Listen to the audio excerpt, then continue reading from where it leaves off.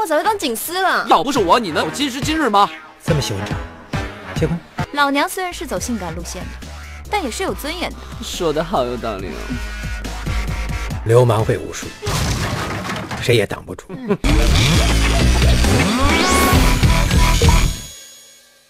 不二。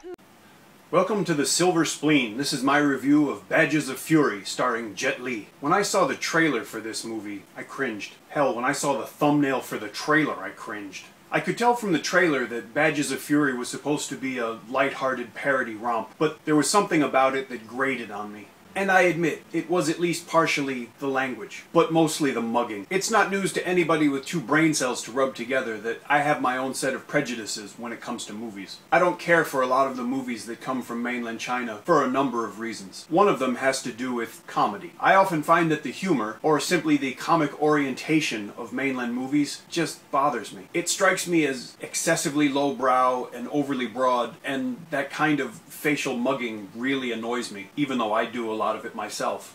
I'm not saying that those are bad things, I'm just saying that I don't like them. That kind of comedy obviously appeals to people, and they have a right to find it funny, but I don't. Going into Badges of Fury, I knew, or at least I thought I knew, what I was in for. My expectations were low. Even so, there I was once again at the Dynasty, so I was happy. And there was a girl sitting next to me that I knew, and I wasn't paying, so I was even happier. My first of many pleasant surprises in the film was realizing that I was watching it dubbed in Cantonese. I thought the film was going to be in Mandarin. The trailer certainly was. It made me happy because then at least and also that woman's outburst sounded a lot different. My next surprise was the film itself. I found that all the mugging from the trailer fit into the broader scheme of the film much better than I expected. So what happens in this film, you ask? Or not? Someone is killing a movie starlet's fiancés in Hong Kong. She's convinced that she's cursed because proposing to her has proven fatal for several men. If nothing else, it's worth watching Badges of Fury because you get to see Raymond Lam Feng die. Chop these nuts. But the police are on the case. Jet Li, Zhang Wen, and Michelle Chen, talk about a face for radio, are searching for the killer. It could be the starlet herself. I thought it was nice to see Liu Yifei's stunt double actually get a chance to do some acting. It might be the movie star's sister. Damn, look at them titties! So the police are searching for a killer, and the killer's trying not to get caught by the police. Okay. There's a lot of slapstick humor, but luckily it never seems to wallow in its own obviousness. There's also some very entertaining martial arts scenes, thanks obviously to action choreographer Corey Yun, as well as actors Colin Chow, Leung Ka-yan, Wu Jing, and Leung Xiulong. The subtitles in this movie, at least the English ones, deserve special mention. I'd never expect to see the word tuchus appear in a subtitle in a Chinese movie, nor the phrase catty skank, but I am extremely pleased and grateful to whoever wrote them that they did. I had gone into Badges of Fury with my spleen cocked, locked, and loaded, so to speak, with silver bullets, but I found myself really enjoying this movie, idiocy and all, which is a good thing because this movie's completely idiotic,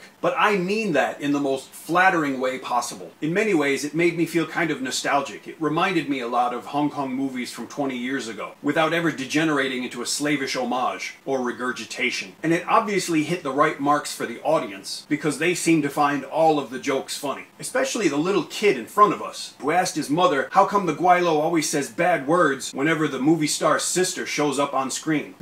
God damn. Jet Li's character in the movie is named Wang Feihong. I was surprised to find myself responding positively to it and not getting irritated. No, I haven't found Jesus, or the Bodhisattva, or new pussy, so I don't know what the fuck it is either. Thankfully, there was refreshingly little to remind me that this film would easily fit into the China market. And the nationalistic moment near the film's end was delivered, dare I say it, with a very amusing amount of subtlety and wit. I actually laughed. Go see this movie. Hurry up. See it in cinemas. When it eventually comes out on DVD, there will be links so you can buy it, which is what you're supposed to do. Don't download movies, buy them.